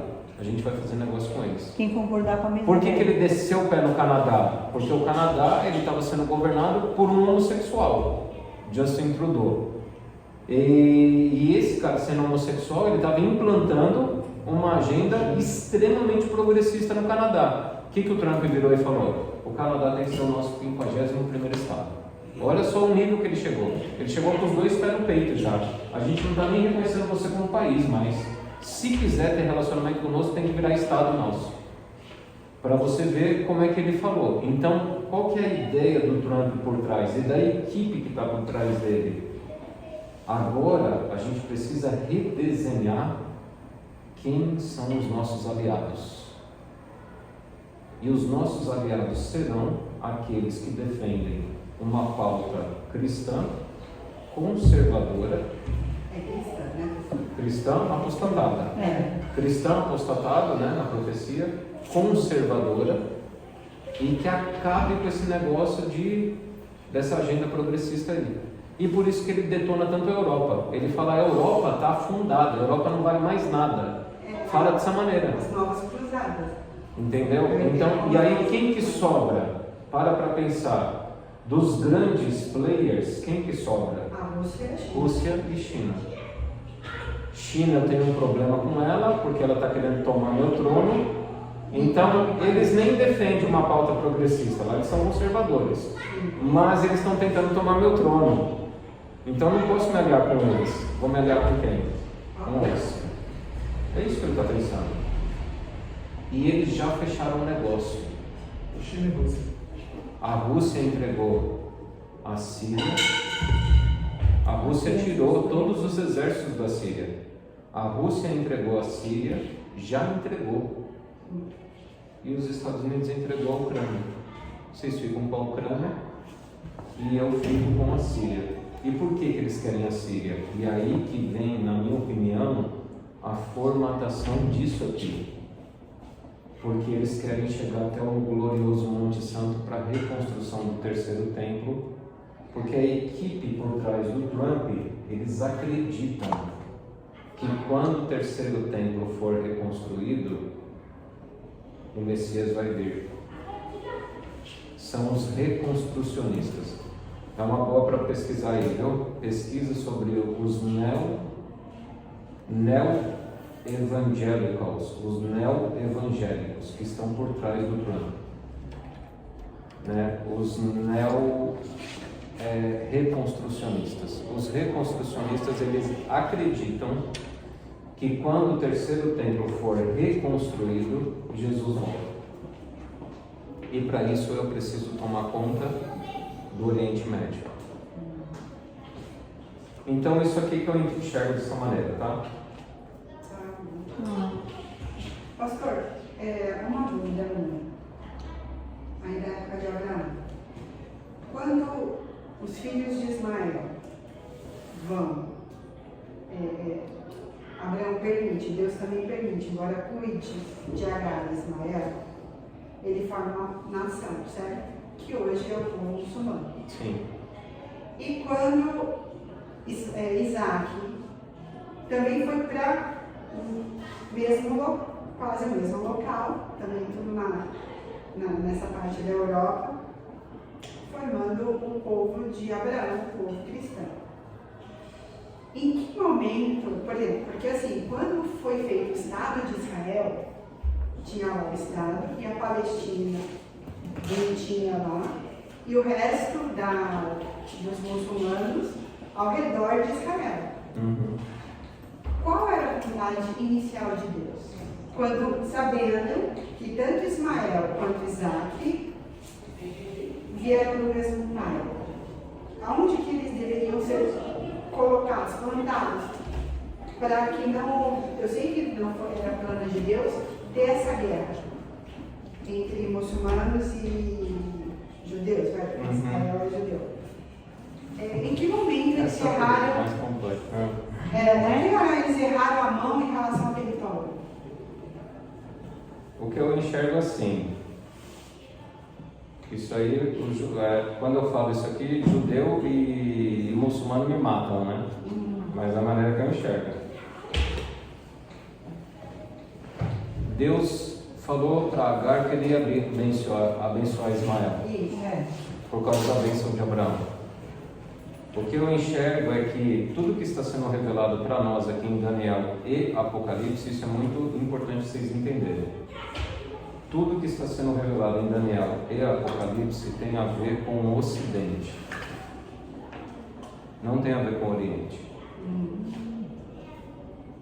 O mundo islâmico, por exemplo, sabe qual que é a minha leitura do islamismo? Deus permitiu o islamismo se erguer a partir do 7º século, refreou o domínio da Igreja Católica Apostólica Romana. Se Deus não permitisse os muçulmanos se levantarem na história, a Igreja Católica ia dominar 100%, ia destruir a Bíblia e a gente não teria mais a verdade. Então só existe a Bíblia por questão... Por conta porque deixou fraco, foi um freio. E geralmente Deus faz assim, né? Deus permite povos se entrarem em conflito um contra o outro, para que o remanescente dele, o povo dele, se sobreviva no meio. Enquanto eles estão brigando lá, eu consigo preservar meu povo aqui. Então, primeiro que a gente precisa entender assim, né?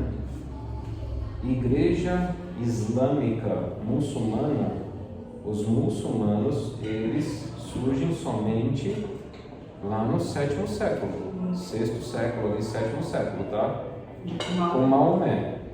Só que o que eles não falam? Que Maomé guardava o sábado, que o pai de Maomé guardava o sábado, que na verdade foi realmente, ele viu a igreja cristã sob o domínio do catolicismo. E o que era o catolicismo?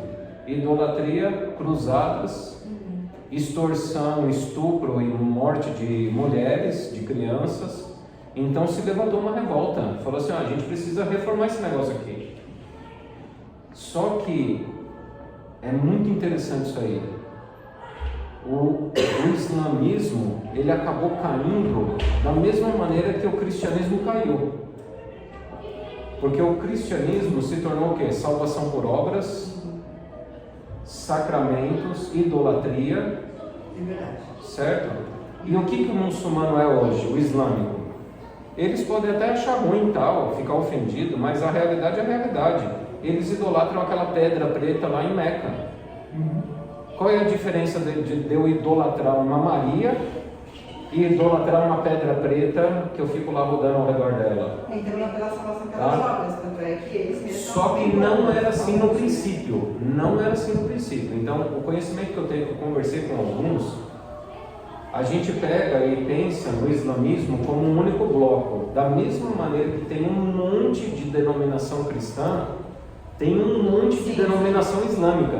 E tem islâmico macumbeiro. Vou usar até um termo assim, né, para você entender. Tem o islâmico macumbeiro, tem o islâmico espírita, tem o islâmico pentecostal, que fala em línguas, que recebe lá o negócio. Tem o judeu pentecostal, tem o judeu macumbeiro, o judeu cabalista é um macumbeiro, né? Ele é um espírita. Aliás, o mal desse mundo, na minha opinião, está na mão disso aí. Espiritismo. Os judeus cabalistas são do mal, povo do mal, que entretém relacionamento com Satanás e Consciente que disso. são poderosos. Hollywood está na mão desses caras, grandes banqueiros, são tudo cabalista. Madonna é cabalista. Eles são conscientes disso. Não sei até que nível, né? Porque se você chegar para um cara da Umbanda hoje, ele vai falar que Exu não é o diabo. Ele fala que Exu é o Deus dele lá. O espírita também fala a mesma O coisa. espírita fala a mesma coisa. Tá? Mas aí a gente está fazendo uma digressão grande aqui, né? Então vai falar que é só entidade. Mas respondendo a pergunta, o que eu enxergo na Bíblia?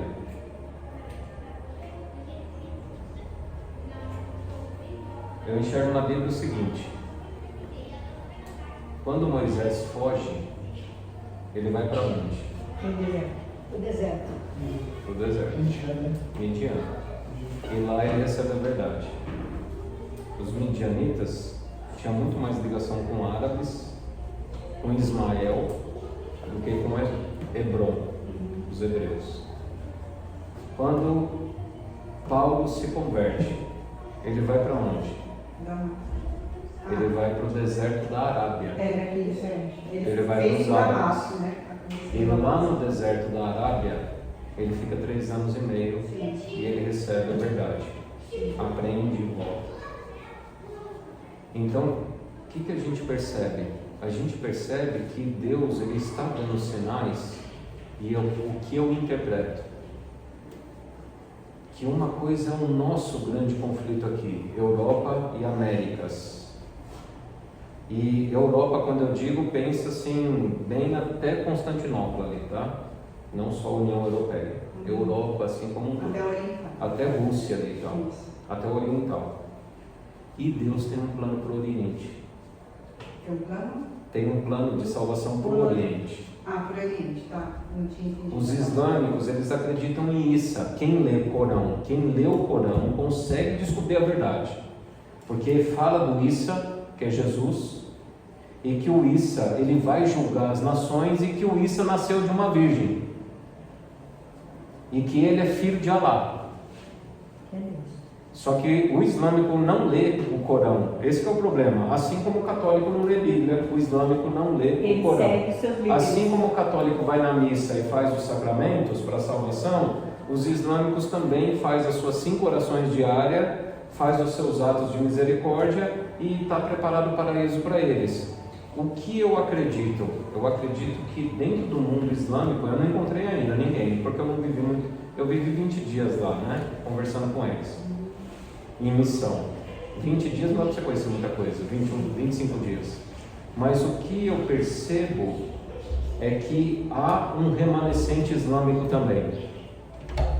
E lá no tempo do fim, quando acontecer a marca da besta, tal, quando chegar esse momento, Deus vai levantar 2 forças poderosas. Os remanescentes de cada O remanescente do Ocidente e o remanescente do Oriente.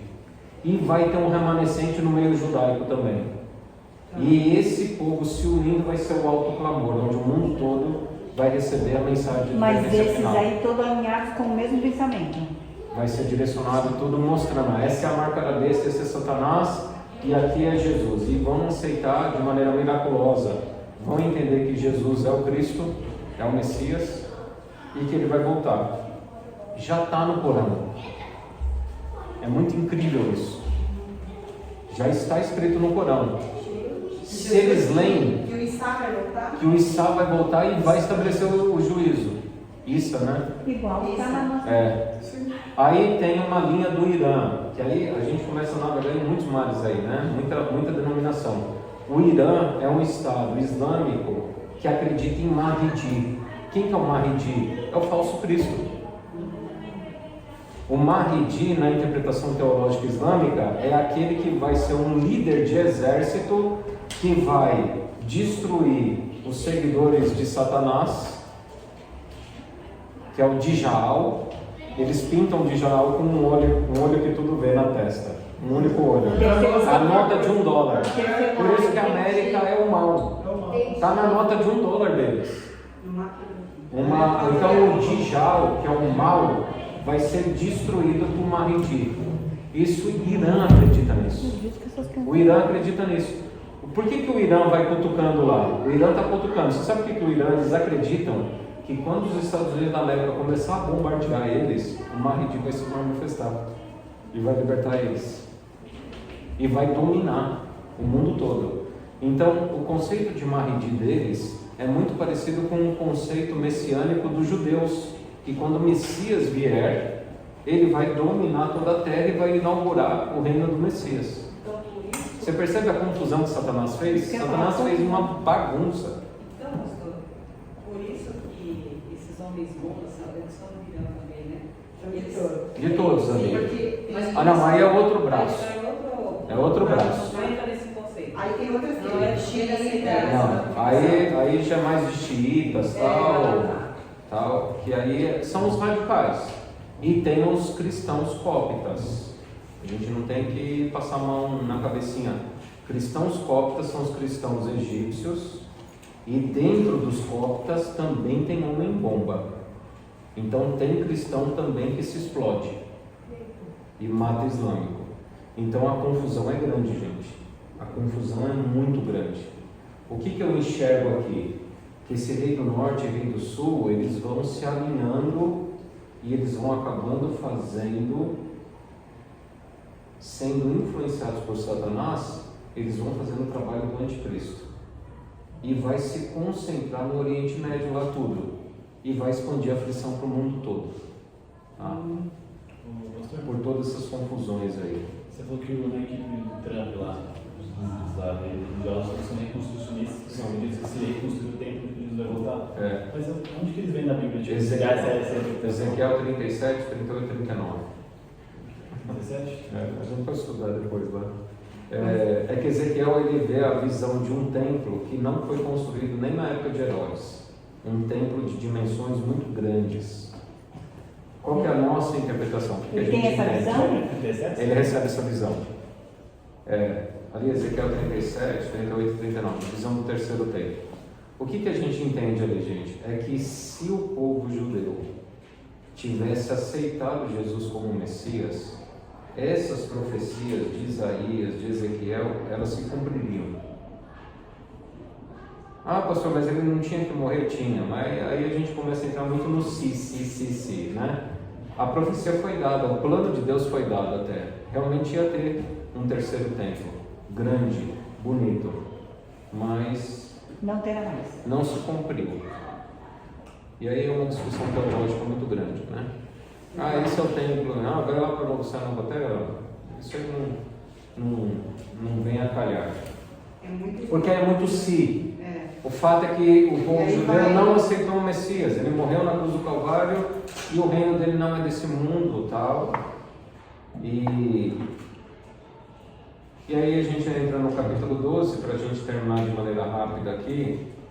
Eu não vou esmiuçar muito o capítulo 12 de Daniel, porque quando eu falar de Apocalipse 10, a gente fala do 12, tá?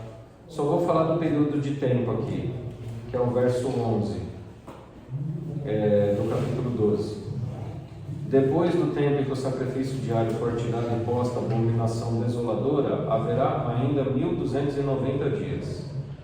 Bem-aventurado o que espera e chega até 1335 dias.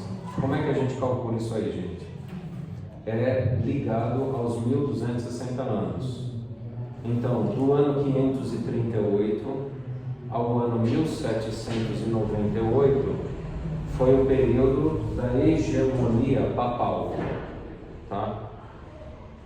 Só que a construção da hegemonia papal, ela começa quando Clovis o Franco se converte para o catolicismo e os filhos dele seguem essa conversão, que é quando os érulos, os vândalos e os ostrogodos, se não me falha a memória, eles são aniquilados pelo imperador Franco ali.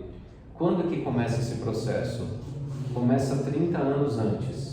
Então 1290 dias é do ano 508 até 1798. Então, quais são os detalhes que a profecia dá aqui? 1290 dias são 1290 anos. É do ano 508 a 1798, tá? O que aconteceu em 508? Foi a conversão da dinastia dos francos, onde é a França hoje. E aí eles ajudaram a fortalecer o papado. O papado é entronizado em 538. Então levou 30 anos esse processo, tá? Então de 508 sim. Entendeu? Entendi, por isso que tem essa diferença, 1260, 1290. 1290, mas a régua maior é 2300 anos. Que está a dentro, régua maior. a régua O resto maior. tudo dentro dela. Tá? E 1335 dias é porque vai chegar a 1843. Entendeu? Não entendi. Repetir a última frase. 1335 dias E foi esse último. é de 508 até 1843. Sim. Ou é de 538? É porque é 500. Porque você chega a 1843. E o que aconteceu em 1843? O segundo grande avivamento no mundo. Não só nos Estados Unidos, mas no mundo todo. Que era Por isso que fala bem-aventurados aqueles. Bem-aventurado que espera e chega até 1335 dias. Por quê? Porque foi quando o livro de Daniel foi aberto. As pessoas começaram a pregar sobre o livro de Daniel. Quem?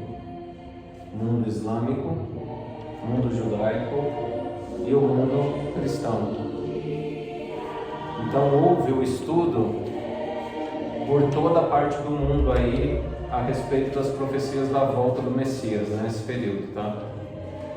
De 1840 ali, meados do século XIX. Pastor, está falando aqui, ó, depois do tempo que o sacrifício diário foi tirado. Que tempo é esse? Quando foi que o sacrifício diário foi tirado? Não foi depois de 538? Então, 538, por quê? Mas aí vai falar que haverá ainda 1200, então não seria a partir de 538? Não 538. Então, mas começa, a igreja ela fez o cálculo, falou assim, ó, nós chegamos até tal data lá, né? 1798 mais 30 vai dar 1832, alguma coisa assim. Não, o que acontece? Quando a igreja estudou, quando os teólogos, historiadores colocaram à frente, eles não encontraram nenhum movimento global importante. O que aconteceu? Não aconteceu nada nesse período. Aí o que eles foram? Eles fizeram o estudo reverso. Falaram, vamos jogar os 30 anos para trás. E aí eles começaram a estudar e o que eles perceberam?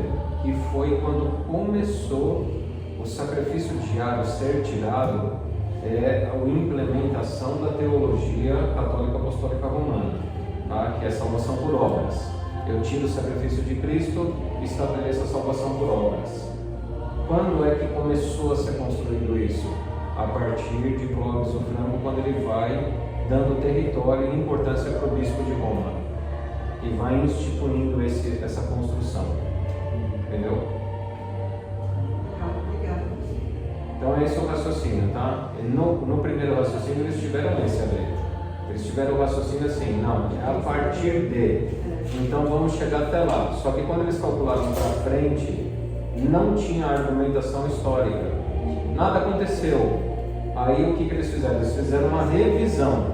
Vamos ver para trás. Como é? Tudo bem, o Papa, ele se denomina o Papa em 538, toma domínio de tudo. Mas como é que foi esse processo, essa construção? Aí eles recuaram e aí perceberam que na história houve um processo de 30 anos lá, de Clovis até... E aonde que eles acharam isso escrito, gente? Isso que é importante. Foi ideia deles? Não. Eles acharam nos documentos católicos. Os próprios católicos, na parte histórica da história da Igreja Católica, a própria Igreja Católica afirma nos livros deles que foi graças a Clovis o Franco que o bispo de Roma tomou o trono na Europa toda. Então é registro histórico deles, não é invenção nossa. Foi só feita uma pesquisa. Tá? Como é que eles enxergam a história? Então, eles enxergam a história dessa maneira. Que para eles, quando Clovis o Franco se converte e os filhos dele, a Igreja Católica conseguiu ter domínio. Ele derruba 3 reinos bárbaros, abriu um vácuo de poder e aí o bispo de Roma se torna imperador do Ocidente. Tá? Esse processo aí é de 508 a 538. Tá? E os 1335 dias, então... A 1843. Mas a partir de quando? 538? 508, né? Então, 508 mais 1335 dias, que é 1843. Que é o grande avivamento. Tá? E aí o capítulo Coisa de 2. louco mesmo, né? Coloca a papa, tira a papa, queima a Bíblia, depois vê a papa, é tudo louco. Não, e o avivamento da apostasia em 1906, da Pazusa, é isso? Aí já a gente vai falar só quando a gente chegar no Apocalipse 13. 13. O avivamento das luzes Street.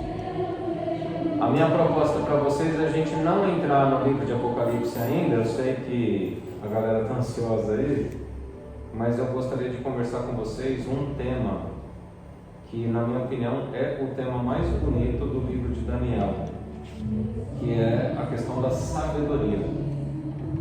Sabedoria no livro de Daniel. O principal tema do livro de Daniel é sabedoria, não é nem profecia. Por quê? Porque o livro ele termina dizendo, e a gente já está terminando aqui. O livro termina dizendo assim, ó. Os que forem sábios, pois, resplandecerão como o fulgor do firmamento, e os que a muitos conduzirem à justiça, como as estrelas, sempre e eternamente. Então, o segredo é você ser sábio, tá?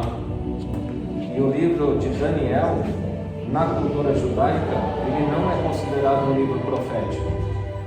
Na cultura judaica, ele é considerado um livro de sabedoria. Ele está junto com os Salmos, Provérbios, Eclesiastes. E o tema principal do livro de Daniel realmente é sabedoria.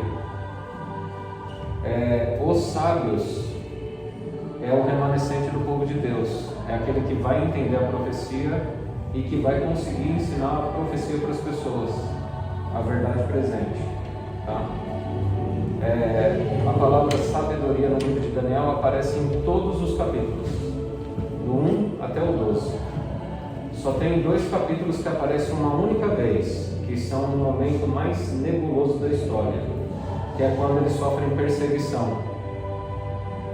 Então, no capítulo 3, na fornalha, aparece uma única vez a palavra sabedoria, e de maneira indireta ainda. E no capítulo 6, quando Daniel é jogado na cova dos leões, aparece uma única vez a palavra sabedoria e de maneira indireta ainda. O que isso nos mostra? Que quando chega o momento da provação, a sabedoria quase se extingue. quando sair o decreto dominical, serão poucos que vão conseguir explicar. São poucos que vão pregar. Não vai ser uma grande multidão. São poucos que quando sair o decreto dominical vão pregar. Então o livro é muito interessante você fazer esse estudo aí no livro de Daniel. Eu posso até postar no grupo lá que eu tenho aqui todos os versos que aparecem. Vou mandar para você ler. Todos os versos que aparecem a palavra sabedoria. Luz, Certo? vai cair, vai cair. Está recebendo visão. Não atrapalha. Não atrapalha, né? Não atrapalha. Vai que é importante. Vai quebrar mais.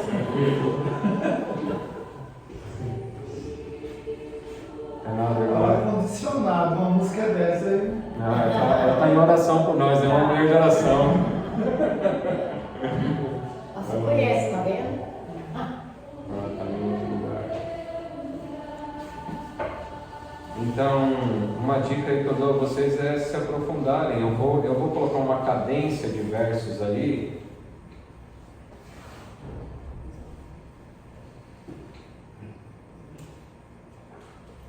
Sabedoria no livro de Daniel. Isso aqui é algo assim. Tem coisas que o Espírito Santo nos ensina, né? Eu estava lendo um comentário judaico. Isso aqui aconteceu da seguinte maneira comigo. Eu estava lendo um comentário, uma nota de rodapé de uma Bíblia judaica. Eu estava fazendo um ano bíblico com uma Bíblia em português, a Bíblia judaica também em português, mas com notas de rodapé lá. E aí, um comentarista judeu, ele escreveu exatamente isso aí. Ele falou assim, que o principal tema do livro de Daniel é a palavra sabedoria. E aí, o que eu fiz? Isso aí me chamou a atenção, e aí eu parei o que eu estava lendo, e eu peguei o livro de Daniel em algumas horas ali, sentei, e eu li os 12 capítulos de uma vez só, numa sentada só. Levei um tempo aí. E conforme foi aparecendo a palavra sabedoria, eu fui anotando. E aí, no término dessa leitura que eu fiz, eu me surpreendi porque aparece realmente a palavra sabedoria. Já mandei para você ver. Daniel capítulo 1, versos 4, 17 e 20. Capítulo 2, versos 12, 13, 18, 20, 23, 28, 30 e 48. Capítulo 3, verso 18. Capítulo 4, versos 6, 18, 34 e 36. Capítulo 5, versos 11, 12, 14 e 15. Capítulo 6, só o verso 15. Capítulo 7,